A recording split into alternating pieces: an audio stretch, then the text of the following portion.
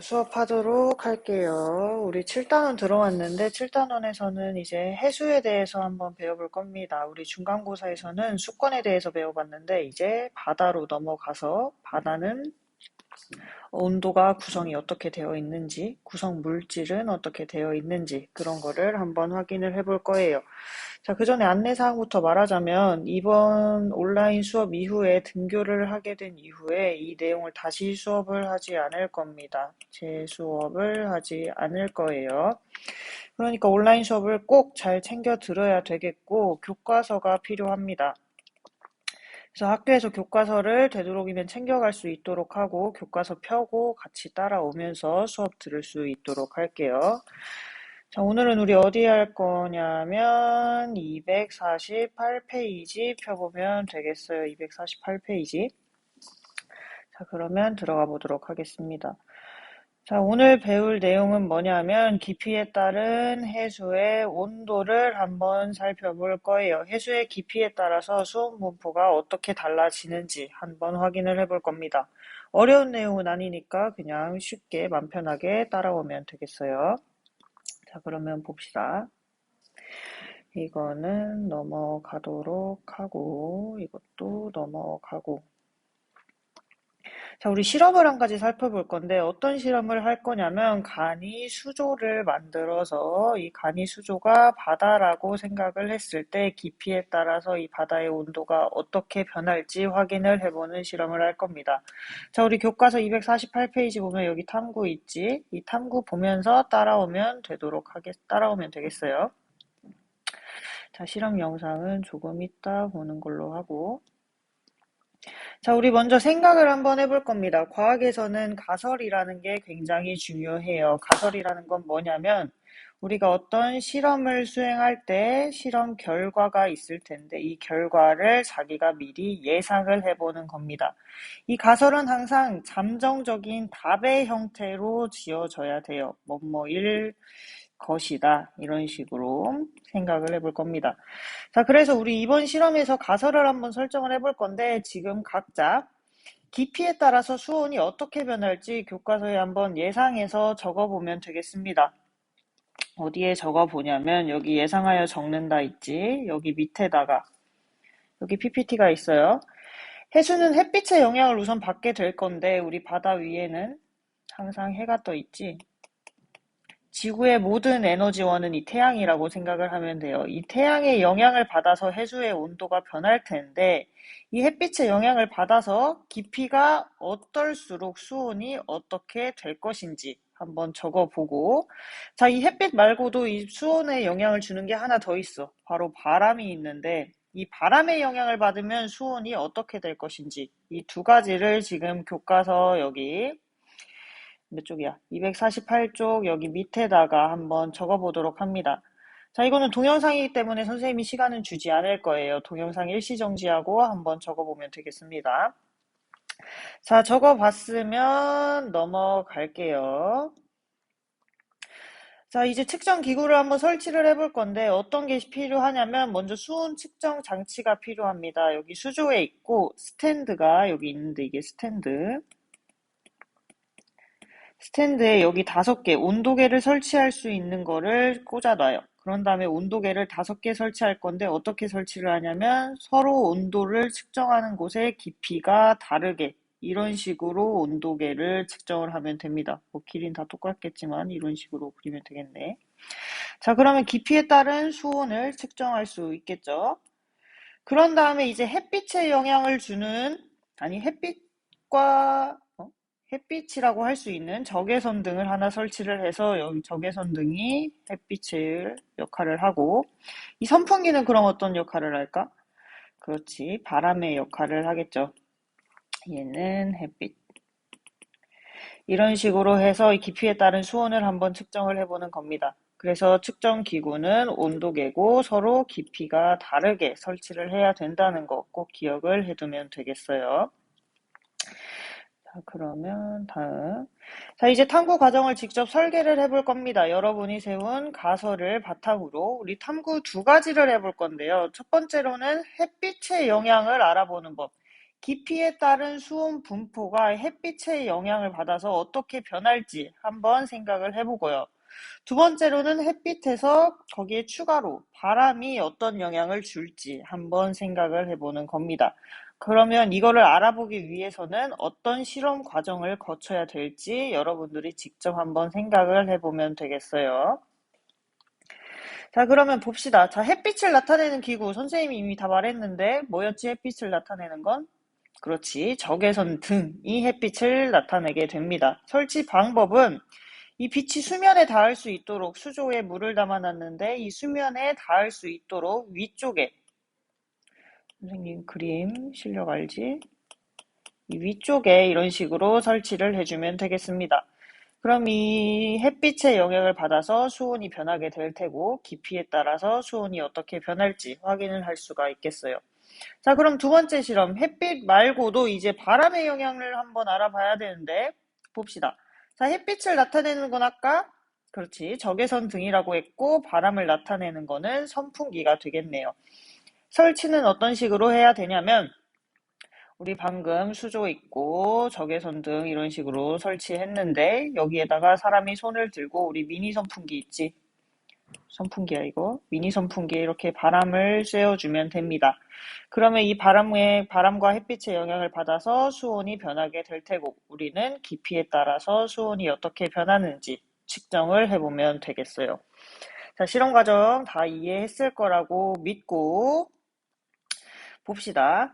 자, 교과서 여기를 보면 이 페이지를 보면 지금 정답이 다 그려져 있는데 선생님 거는 너희 거는 안 써 있을 거야. 자, 여기 이 4번 란이 있지. 선생님이 실험 영상을 보여줄 테니까 영상 보면서 여기 채워보시고 여기도 일시정지하고 한번 채워보면 되겠습니다. 교과서 249페이지 펴고요.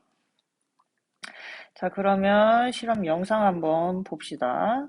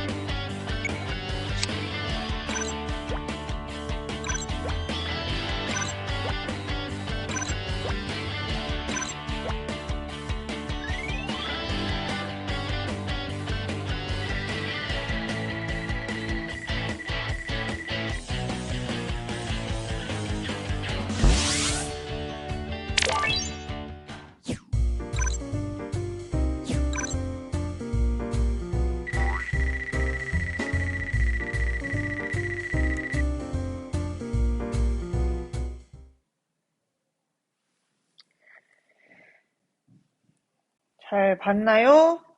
자, 영상 일시정지 해놓고 여기 그래프 그리세요. 선생님 수업, 등교했을 때 교과서 검사할 거야. 자, 우리 1단계는 어떤 거였냐면, 실험 장치를 적외선 등만 설치를 하고, 깊이에 따른 수온 변화를 살펴봤습니다.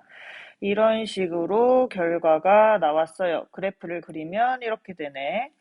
자, 그래프를 볼 때는 항상 가로축과 세로축이 뭘 나타내는지 꼭 봐야 됩니다. 자, 가로축은 수온을 나타내고 있고 오른쪽으로 갈수록 수온이 증가하네요. 자, 세로축은 깊이. 깊이는 이 수면으로부터의 깊이를 얘기하는 거겠지. 아래쪽으로 갈수록 바다 깊은 곳이 됩니다.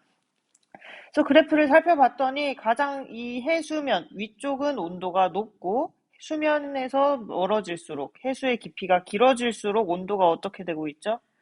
그렇죠. 온도가 계속해서 낮아지는 걸 확인을 할 수 있었습니다. 그래프 이런 식으로 그리면 되겠어요. 자, 그 다음에 두 번째는 어떤 걸 했었냐면 우리 적외선 등에서 추가를 해서 뭘 추가했지? 그렇지. 바람의 역할을 하는 선풍기를 추가를 했었습니다. 이런 식으로 값이 나왔고요. 자, 그래프 살펴봅시다. 똑같이 가로축은 수온, 세로축은 깊이예요. 그런데 그래프 모양이 아까하고 어떻지? 아까하고 달라요. 어느 부분이 특히 다르냐면 이 해수면 쪽. 좀 치네. 잠시만요.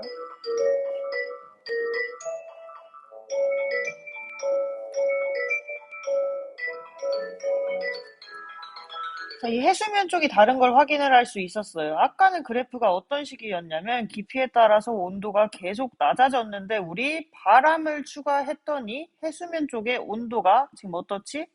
계속해서 내려가는 게 아니라 일정하게 변한 것을 확인을 할 수 있었습니다. 왜 일정하게 변했냐면 바람이 없을 때는 당연히 해수면의 가장 위쪽이 햇빛을 세게 받고 아래쪽으로 갈수록 햇빛의 영향이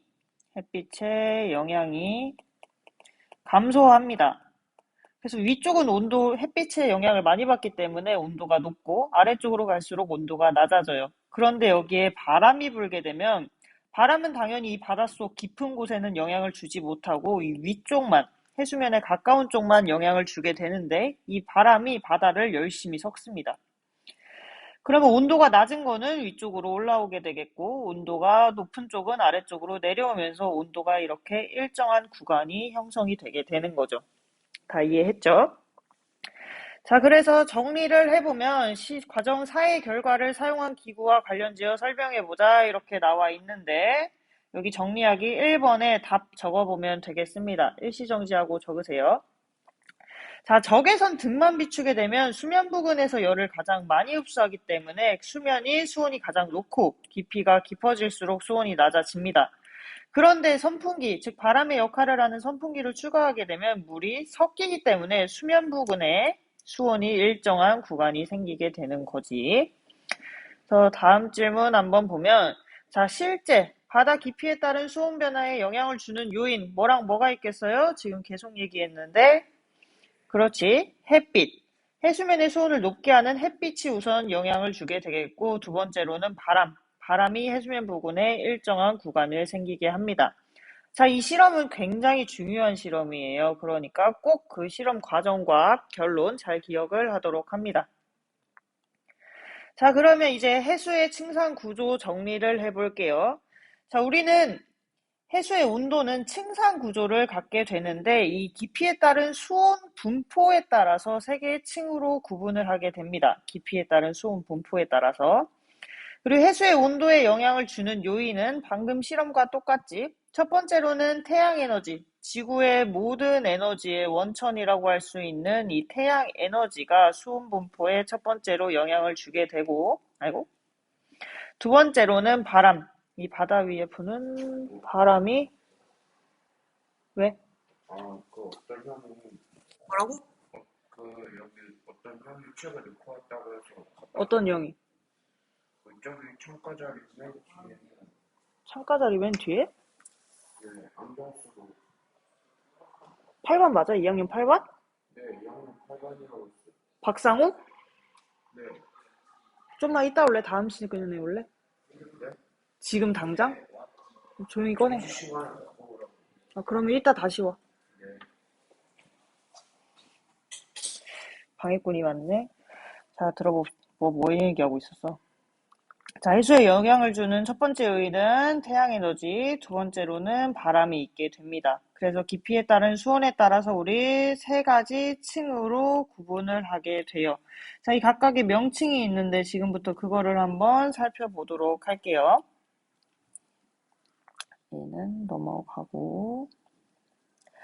자, 여기 그래프를 간단하게 그려보면 여기가 수온, 여기가 깊이가 됐을 때 이런 식으로 그래프가 나타나게 됩니다.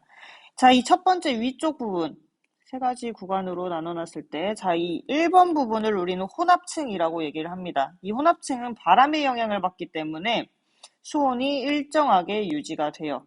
그리고 여기서 태양에너지의 대부분이 흡수됩니다. 왜냐하면 태양과 가장 가깝기 때문이겠지. 그래서 수온이 가장 높고 바람이 해수를 섞어주어서 수온이 일정한 층, 이거를 혼합층이라고 부릅니다. 자, 그 밑에 층, 이렇게 수온이 갑자기 변하는 층이 있는데, 2번 층. 이거를 우리 수온 약층이라고 이야기를 해요. 자, 보통 여기 약이 들어있으니까 뭐 수온이 약한 층? 이렇게 생각하는 친구들이 있는데, 이 약은 뛸 약자야. 우리 사람이 뭐라 그러지? 달리기 할 때 도약한다 그러지? 도약할 때 갑자기 뛰는 거. 이 약자가 수온 약층할 때의 약자와 같습니다. 즉 수온이 갑자기 도약하는 층, 갑자기 변하는 층을 수온 약층이라고 하는 거지. 이 혼합층 아래의 위치에서 수온이 갑자기 변하는 층, 이거를 수온 약층이라고 합니다. 그리고 제일 밑에 바닷속 제일 깊은 곳에 있는 이 세 번째 층을 심해층이라고 얘기를 해요. 이 심해층도 이 혼합층과 비슷하게 수온이 거의 일정하게 유지됩니다. 얘는 바람의 영향이 아니라 햇빛의 영향을 거의 받지 못하기 때문에 온도가 워낙 낮아. 위쪽도 낮고 아래쪽도 낮아. 왜냐면 둘 다 그냥 햇빛의 영향을 받지 못하거든. 그래서 수온이 굉장히 낮고 일정한 층을 이야기합니다. 이 각각 층의 명칭과 특징은 꼭 기억을 해줘야 되겠어요. 그래서 정리를 해보면 바다에서 깊이 들어갈수록 해수의 온도는 어떻게 변하냐면 해수면 부근은 햇빛을 대부분 여기서 흡수하기 때문에 쉽게 수온이 올라가지만 바닷속 깊은 곳, 예를 들어서 심해층 같은 곳, 이런 데서는 햇빛이 도달하지 못하기 때문에 수온이 상대적으로 낮습니다. 즉, 깊이가 깊어질수록 수온이 낮아진다 라고 정리를 하면 되겠어요. 자, 우리 교과서 스스로 확인하기 여기 풀어볼 겁니다. 같이 풀어봅시다. 자, 혼합층을 형성하는 데 영향을 주는 요인은 태양에너지와 뭐가 있다 그랬지? 그치, 바람. 두 가지가 영향을 주게 됩니다. 자, 깊이에 따른 수온 변화에 따라서 제일 위쪽이 혼합층, 그 다음이 수온 약층, 그 다음이 심해층. 자, 혼합층은 햇빛을 대부분을 여기서 흡수하고 바람의 영향을 받기 때문에 수온이 일정합니다. 수온 약층은 혼합층 아래에 있는 층으로 수온이 급격하게 변하는 층을 의미하고 심해층은 가장 아래에 있는 층으로 햇빛의 영향을 잘 받지 못하기 때문에 수온이 굉장히 낮고 얘도 마찬가지로 수온이 거의 일정합니다. 자, 그럼 바람이 강하게 불수록 혼합층의 두께 어떻게 되냐면 당연히 두껍게 발달을 해요. 왜냐면 바람이 약하게 불면 섞는 힘이 약하기 때문에 혼합층의 두께가 이 정도밖에 안 되지만 바람이 굉장히 강하게 불면 더 많이 섞이기 때문에 혼합층이 두껍게 발달하게 됩니다. 그래서 바람이 굉장히 많이 부는 중위도 지역은 보통 혼합층이 두껍다고 이야기를 해요. 자, 오늘 배울 내용은 여기까지인데 우리 교과서 한번 확인하고 갈게요. 교과서 이따 검사할 거야. 자, 교과서 여기 탐구는 풀어보면 되겠고 선생님이 정답도 다 알려줬고 여기부터 밑줄 같이 부어볼게. 자, 탐구에서 적외선등만 비추었을 때는 수면 가까운 곳의 수온이 가장 높고 깊이가 깊어질수록 수온이 점점 낮아진다. 이때 선풍기로 바람을 일으키면 수면 부근의 수온이 일정해진다. 자, 해수면 부근에서는 태양에너지가 대부분 흡수되어 수온이 높으며 바람이 해수를 섞어주어 수온이 일정한 층이 나타난다. 이를 혼합층이라고 한다. 선생님 따라서 밑줄 그으세요. 자, 혼합층 아래에는 수온이 급격하게 변하는 수온 약층이 나타나며 수온 약층 아래에는 수온이 낮고 일정한 심해층이 나타난다. 깊이에 따른 변화에 따라서 그림과 같이 구분한다. 이 그래프 꼭 잘 기억하도록 합니다. 자, 오늘 수업은 여기까지예요. 중요한 내용이니까 꼭 다시 이해가 안 되면 여러 번 반복해서 듣도록 합니다. 고생했어요.